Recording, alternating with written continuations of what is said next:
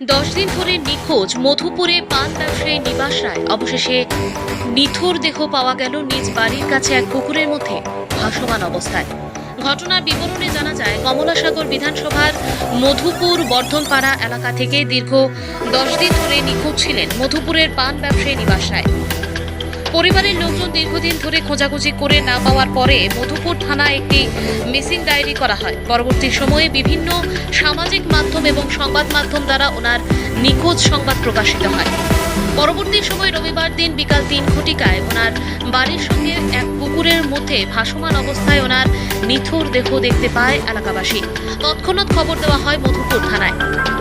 তবে পুকুর পাড়ের মধ্যে ওনার শরীরের জামা এবং গামছা পরে রয়েছে। তবে মধুপুর পান ব্যবসায়ী নিবাস রায়কে মৃত্যুকে ঘিরে এলাকাবাসীর মধ্যে রয়েছে নানা কৌতূহল।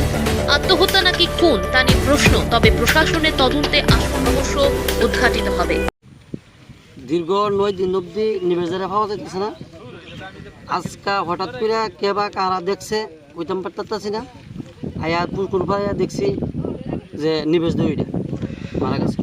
কোনখানে পাওয়া গেছে? মধুপুর খামারহাটি বর্ধনপাড়া। এমনিতে ওনার বাড়ি কোন জায়গায় ছিল? মধুপুর খামারহাটি। কতদিন ধরে নিখোঁজ ছিল? 10 দিন। কি অবস্থা বা এখন যে পাওয়া গেছে মানে কি অবস্থা মনে হইতেছে? মনে হয় জলে ফিরে মারা গেছে মনে হইতেছে।